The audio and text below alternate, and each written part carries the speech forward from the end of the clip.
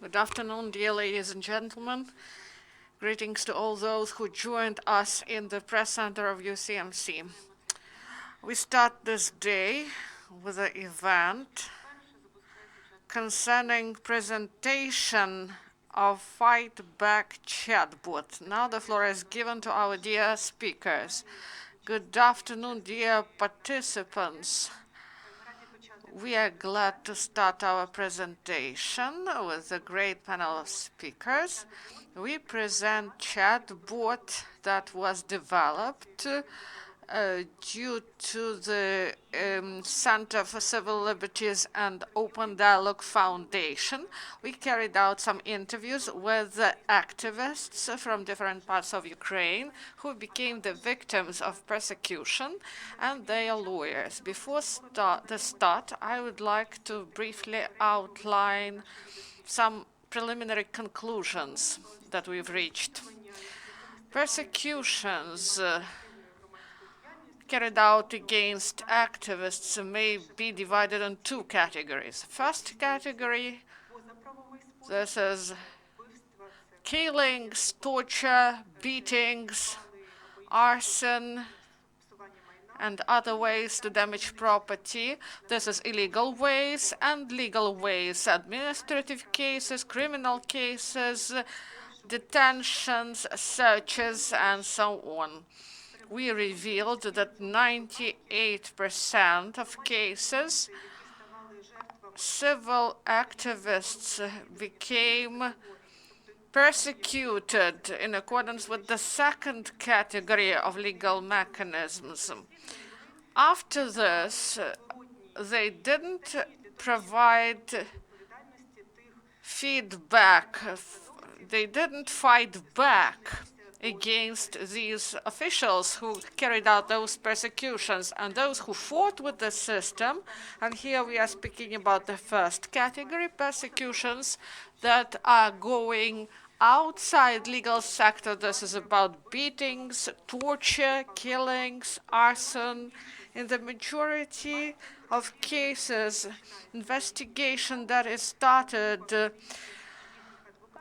with the applications, these investigations are inefficient. Each second activist spoke about the problems with legal help. For a long time, they were working with any lawyers. They tried to present their interests by themselves, or they had some opportunities to pay through the funds for the work of a lawyer or found pro bono, but the issue of legal help remains high on the agenda. So there is lack of understanding of procedures. Civil activists, they do not know whether their case is entered in the single register of cases. Sometimes activists say that investigators said that they entered these cases, but they do not know whether it really happened. Sometimes they do not know how to write some documents to motivate the investigators to carry out the cases. And there is also lack of professionalism of these investigators. So it looks like social activists, they are trying to communicate with investigators to get information about their cases and to motivate them to investigate the case.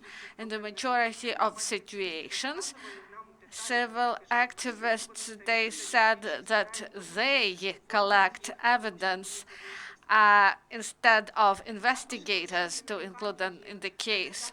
Also, there are delays in investigations of cases. When we asked about the stages, about timeline of investigations, the main point was the introduction of the case to the single register of cases. And then investigation starts, but they do not have these stages that can be clearly outlined. All was connected with the initiative of activists or their lawyers. And we got information from the lawyers who work on these cases. This is not the opinion of all the lawyers, but part of them said that in these cases, especially in the regions, they need special type of the lawyer who is not afraid to go against the system. And it is difficult to find money to pay for such a specialist. Or maybe there are no such specialists in those settlements where activists live.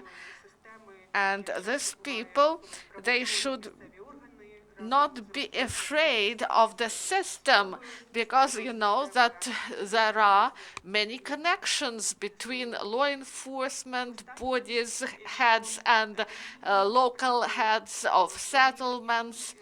And some cases,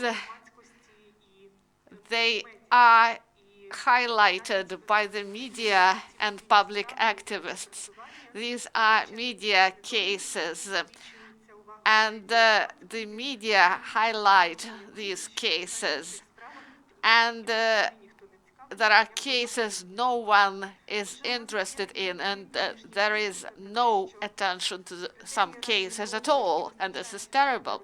So there should be proper investigation that should be clear, transparent, efficient, and any people in Ukraine who become the victim, they face problems with investigation. And we also think that our organizations, we do not have the opportunity to provide lawyers to all who need them, but there should be a mechanism that would help in the situation. And about this chatbot, about the mechanism and why we want to do it in Telegram, Maxim Sitnikov is going to tell us about it. He is a specialist in advocacy and analyst of Open Dialogue Foundation. Good afternoon, dear colleagues. I'm really glad to present a product that we elaborated during the last 1.5 years. And I would like to thank donors, a regional mechanism of development of civil society of Eastern Partnership Project. We thank them, and we thank our colleagues from Center for Civil Liberties and all the lawyers, all human rights defenders, IT specialists who worked in different stages to create this online instrument, online product. We believe that 2020 is a wonderful time to create something online. And we had this idea a little bit earlier. I remember when last year, jointly with the Center for Civil Liberties and the Italian Liberty Federation, we carried out a monitoring mission in Ukraine. We met tens of activists from Odessa, from Kryvyi Rih, from Kiev, and I remember that each of them told us the same story, that law enforcement bodies didn't do anything, that evidence get lost, and there is no punishment for perpetrators. And they had problems with lawyers, or they are too costly, or they do not just have lawyers in their region.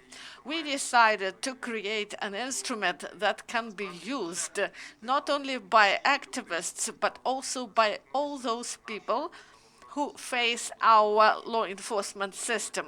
If we would carry out the survey among those who face the system. I believe not many people are satisfied with this experience. Our chatbot is called Fight Back. And this is a mechanism to help people to help themselves. This is step-by-step instruction what to do in each stage, how to write an application, how to file a complaint against actions of investigators. And Lyubov Galan will tell us more about this. I would like to add that I participated in the development of this board, and for me it would be a pleasure if people use it. And on Telegram platform that is really popular in Ukraine and widespread, I would like to say it would be great if Ukrainian law enforcement bodies would work properly in order not to need those additional instruments. I would like to stress once again that despite we developed this chatbot for civil society activists, we believe that any citizen of Ukraine who was attacked be able to use this instrument, be able to get information at different stages of investigation. I would like to give the floor to my colleague from the Center for Civil Liberties, Lyubov Galan, and she is going to tell us about the structure of this chatbot. Thank you. I would like to join Maxim, and I would like to thank our dear colleagues who developed Telegram bot, and we thank them for their patience. And this was a difficult, challenging process to create this chatbot and its divisions and how to use this instrument. Our chatbot is divided in chronological order. If a person faces some attacks, some crimes against the person, we provide information what should be done in 24 hours after the attack. What we should do first, what we can postpone for several days, and other stages. So this is the way we are trying to go together with the victims in order that they understand what should be done first, what should be done next. The logic of the chatbot is based on resolving practical issues. We interviewed activists, and they said that often cases are not open in these cases. And activists, they do wonderful things, but they are not lawyers. They do not have special knowledge. They do not understand whether their case was registered in a way that police will provide answer in 30 days, or the case is introduced to the single register of criminal cases. So we should provide some magic to the process. We should force law enforcers to start criminal investigation, criminal proceedings. Only after this they will have the victim status, and then they will be able to initiate some addition of evidence. And also preservation of evidence is important, because sometimes in some cases evidence went missing and investigation stopped, and there are no proper examinations in the cases, and cases may be ruined in courts after this. We developed an instruction, and people should be able to protect evidence that influences qualification and whether the case will stand in the court and the case will have the chance for winning. So investigation is one step, but the court is another step. We should provide protection and against those investigators who are not properly qualified or motivated. In many cases, in the case, for example, of Katerina Ganzuk, this is a classic example of attempted killing that was first qualified as hooliganism. There are many cases when law enforcers qualify cases in improper way, and we provide instruments how improve the situation. You may find the forms of applications in our chatbot. These are ready-made document. You may introduce information about yourself there, and you may send these forms to prosecutors. So this is basic kit, legal kit that can be used, first aid kit. This is the first version of this chatbot. It is not ideal. It was difficult to make it easy. And for lawyers, it was a challenge to do everything properly. Please send comments to us if you're representative of lawyers community, if you have some comments, remarks, or you would like to add some your materials, please send this message to us, to the Center for Civil Liberties, and we will improve the chatbot and we will create new versions of this chatbot in the nearest future. Thank you. Thank you. And we thank all the lawyers who worked on different sections of this chatbot. So this is Larisa Denisenko, Marina Lilichenko, Vitaliy Titich, Vitaliy Kolomiets, and Yuri Belous. These are lawyers who are well-known lawyers in this country. They are working to protect civil activists. We have Yuri Belous today with us, so please, you are given the floor. Good afternoon. Thank you. I would like to speak as a lawyer. For me, what is this criminal persecution and criminal problem? This is fight, this is battle. This is like this, and in order to reach results in this war, in this small battle, you should be properly weaponized. In order to use this weapon properly, I mean legal weapon, you should understand how to use it. And we created this chatbot for this. It has several sections, and people without legal education, they will be able to use this properly in order that investigators and prosecutors, specialists, they may say during the interview that cases are considered, but everything should be done in accordance with law. And the state should create conditions in order to provide security. If these conditions are not created and we are in some situation as victims in the framework of criminal case, the main idea of criminal procedural code is protection of our rights that were violated and to bring perpetrators to justice. We may reframe one phrase. You may bring a horse to a well, but you cannot force the horse to drink. In our situation, I believe the chatbot is created not only to bring the horse to water, and we should force the horse to drink and to make other actions in order to resolve those issues that are important and to bring people to responsibility and to implement those tasks.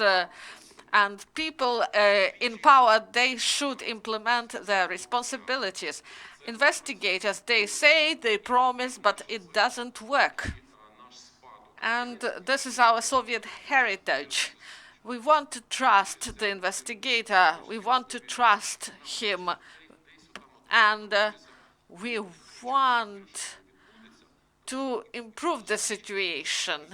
And we say that the investigators said something, but we do not know whether something will be done. So this chatbot provides opportunities to create such a situation that investigators will be forced to do their job. And if we are victims, we have an instrument, we have opportunities, and we should implement them properly. And there are many interesting minor things that we should be adhered to in order to have the opportunity to raise these questions. We should be able to force these officials to work, or to even to question whether they should have these positions if they do not work there properly. And for us, it will be easier to highlight resonance cases in order that society didn't doubt that there was a crime, there are signs of guilt of some persons, and that the law enforcement officials, some of them do not adhere to law, and these people should be responsible for their actions. So this chatbot is not only for activists. It is really important, and it may and it should be, I believe, useful for any people who are dealing with police and face situations connected with police, those people who want to really reach some results. Thank you, Yuri. You will see the video, and Yuri is on this video together with other lawyers. We were trying to make it simple, and there are instructions and small video in order to provide information through different channels to our audience. And we spoke with the designers, and we called it legal chatbot in order not to fail the investigations. Because if money is lacking for the lawyers, it is difficult.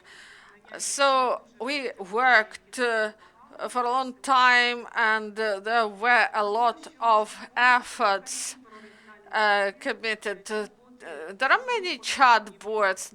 They are widespread in different areas and in different countries. Before creating this chatbot, we studied the experience of Ukraine and experience from other countries. I would like to give the floor to Lyudmyla Kozlovska, president of Open Dialogue Foundation, and we know that and she will tell us also about Kazakhstan experience of creating this chatbot for fighting back. Luda, can you hear us? Thank you very much. I'm really glad to see all the colleagues. Unfortunately, remotely, I cannot be now in Ukraine because of COVID, but due to technologies, we are able to work together. I would like to stress that we created this joint product, and I really want to say that together we provide our contribution to fight impunity. We may use this chatbot as an instrument to fight impunity. About our international experience of the use of the Telegram platform, it is used in Belarus in order to help in Kazakhstan, in the auls, in small villages. We try to help social activists there. So this problem persists in all post-Soviet countries. People in the regions do not have opportunities to get legal help, and they need a simple mechanism that provides knowledge to overcome impunity. We, as an international organization, we understand this challenge. We organize visits, monitoring missions, but we may organize several visits to several settlements, but due to Telegram platform, this is a stable system that cannot be broken by Iran, Taiwan, or Russia, and it collects information and may help provide protection. And for us, as for international organization, first, this is an opportunity to provide, say, when we organize the mission, if we meet some activists, some residents of small settlements, of small towns, they, for example, cannot meet with international community like in Kiev, Kharkiv, or Odessa, they get this instrument, and we have the opportunity to get information about their cases and to tell about them at international level. So we bring globalization to small villages, to each person. This is the instrument for efficient overcoming of impunity. Police officers, judges in the region, they lose their anonymity, and we get proper cases, proper examples, and we are able to speak about persecution of such people at the international level. I really thank our colleagues. We hope for feedback about how Telegram chatbot works for protection of people to stop impunity and in the regions. Thank you very much, dear colleagues. Thank you. And there is a function of provision of information to law enforcement bodies if the activist is attacked, and the main office of Open Dialogue Foundation is in Brussels, and the Center for Civil Liberties is in Kiev, and we will be able to inform international community on these cases. I would like to give the floor now to Vitaliy Ustymenko. He is an activist and Avtomaidan Foundation head. Thank you very much. First, I would like to thank for this chatbot, because in the regions, citizens in the region often, because police was not reformed there, they are trying to address the state for protection. Often, there are many collisions, and I understand that if 5 years ago, if I had such a chatbot, I would be able to open several cases due to such a chatbot. And activists in the regions, those who carry out social activism activities, they should have a clear algorithm.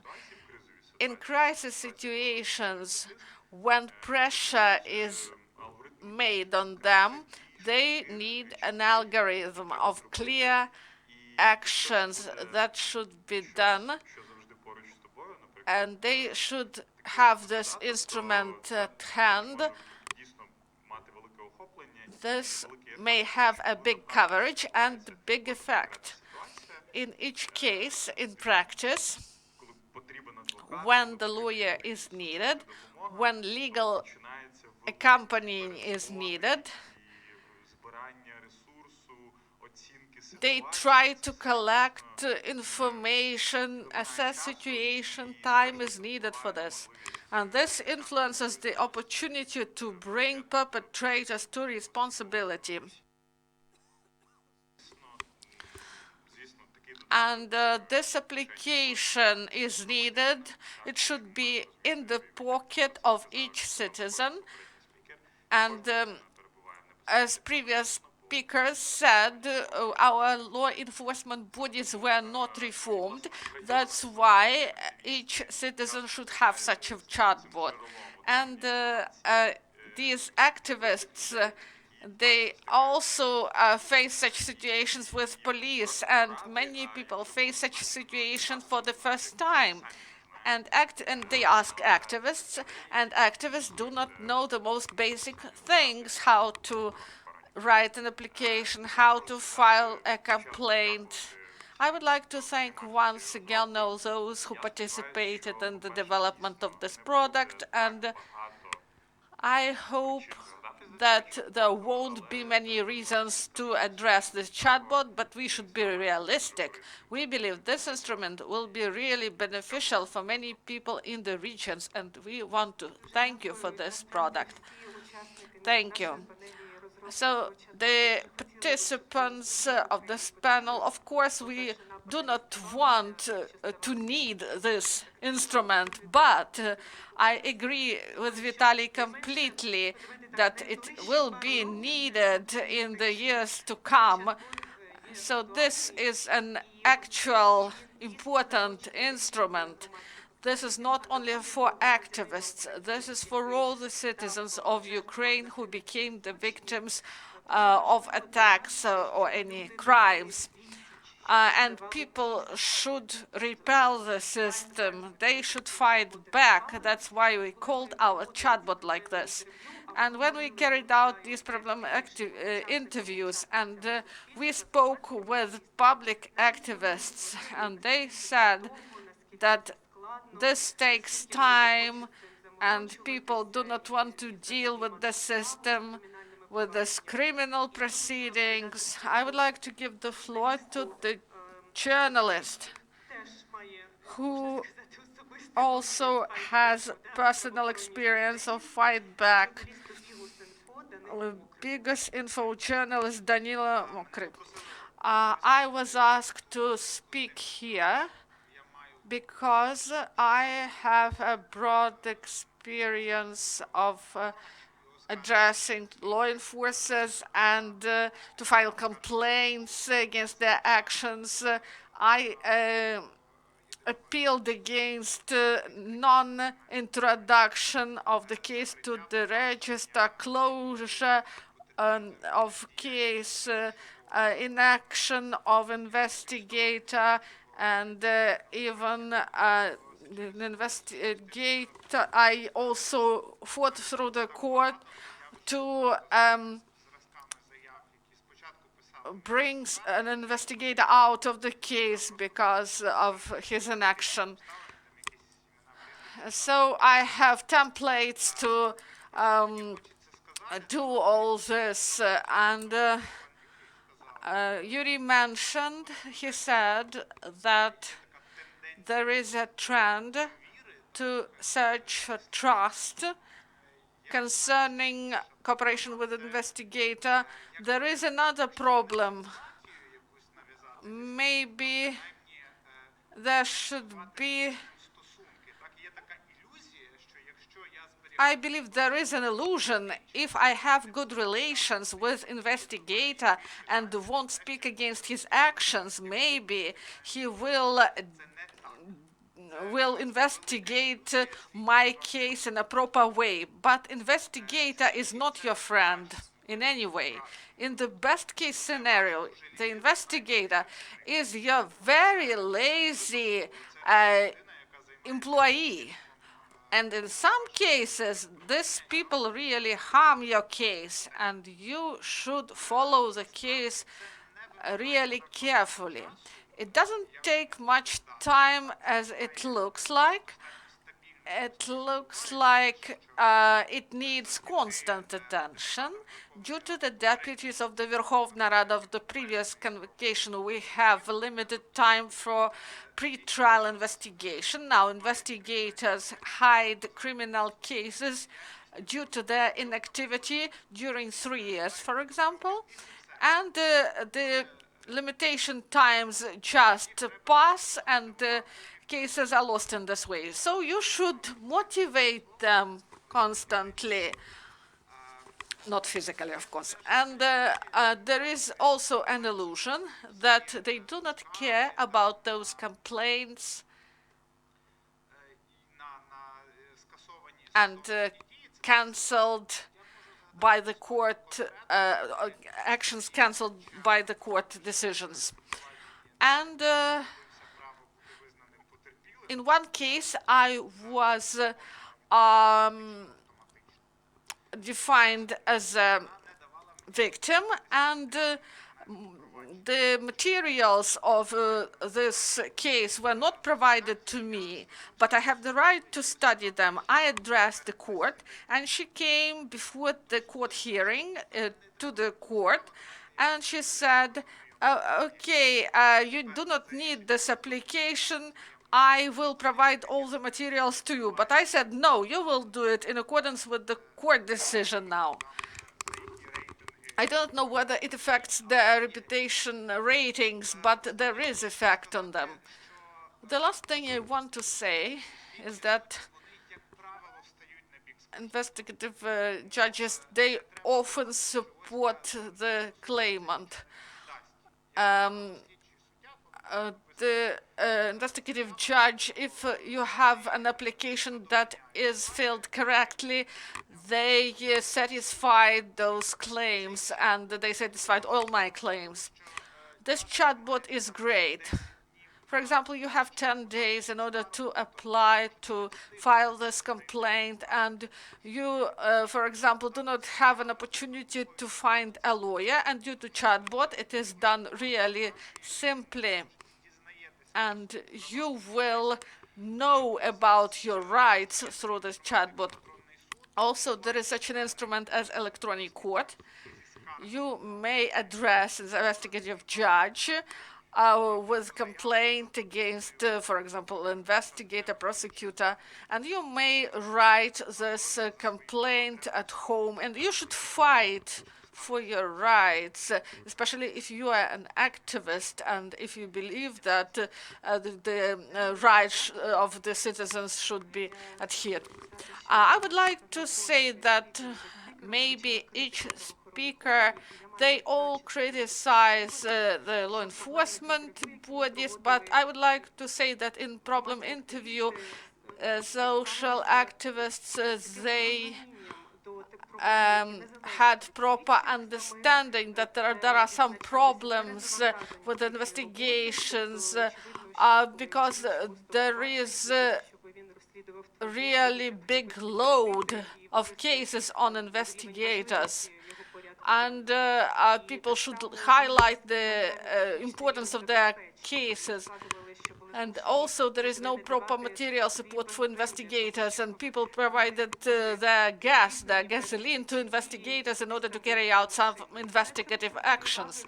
And all this needs attention of the parliament, of the head of the state, and there should be proper police reform that unfortunately stopped several years ago, and now it is not in place. And of course, there should be proper state policy in order to provide efficiency in the work of law enforcement bodies. We have several minutes, and if you have questions, please, we will be glad to answer. Alina Rybinska, Fifth Channel. We as journalists and activists and citizens, we know that there are many cases concerning attacks, and these cases are not moving, and people do not know about it. And we see cases of people, and what about statistics? Will we be able to see a real picture, for example, that is not 5 or 10 cases? And what can we do with this data further, and how we will be able to present this data? I will start. In Ukraine, we have several NGOs, human rights defenders, organizations that monitor such attacks on activists. They periodically publish their reports, and chatbot provides an opportunity to provide information to law enforcers about attacks. There is opportunity to inform us. This is not done for statistics. Our colleagues in the framework of monitoring, do this. They classify the attacks and identify the trends. And we want to highlight these cases. And the main office of Open Dialogue Foundation is in Brussels, and our office is in Kiev, and we are able to bring this information to the state bodies of Ukraine and to the international community. Once again, I would like to, I will continue after my colleague. Here, we should note that unfortunately, our button in chatbot is not an emergency button. I would like to clearly state, in order not to have some biases or illusions about it, we wrote in the chatbot. Unfortunately, you cannot provide information to us to get legal help. There is no such resource, but chatbot has such a button. You may enter your information about persecution, and the Center for Civil Liberty and Open Dialogue Foundation will deal with this case, and we do not spread this information without your consent, and then there will be proper response. The situation with monitoring and about the number of persecutions and other types of pressure, this information is collected by several organizations. As Oleksandra said, we record on average, if we are speaking about activists, about 80 or 90 per year. This was the trend during the last 2 years. Also about the journalists, special monitoring is carried out by Institute of Mass Information. Detective Media also writes about this. And we face such a stage when just informing is not working. And I was impressed when we had these interviews that the cases I believed in, that there was a lawyer at the beginning, because these were activists well known, and maybe also some journalists. They didn't have any lawyers for a long time. No one dealt with their case for a long time due to their psychological state, because attack is always a shock when you just want to come down and you want to be alone, and they were not able to find this help. So chatbot gets this information. We will highlight this information as we did it. And the main function is to add forces, to add assurance for those who need it. And experience shows that this is a big number of people. Even those highlighted by the media cases, there are such people, and this will be used in such a way.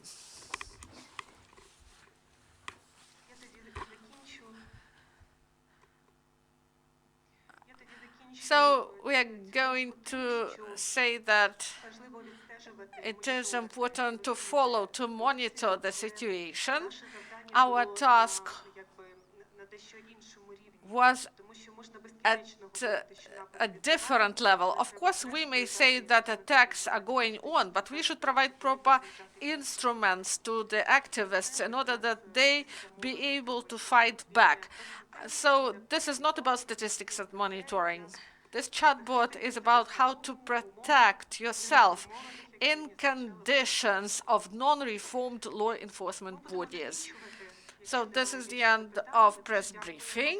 If you do not have any other questions, we really thank all those who listened to us, who watched us. We thank all the speakers, and we thank all those who helped us to work on this chatbot, designers, lawyers, all activists who participated in problem interviews. We will have separate presentation about the results of the survey, because we revealed many needs of activists. And this will change the perception of international community how to work with this audience. Thank you very much.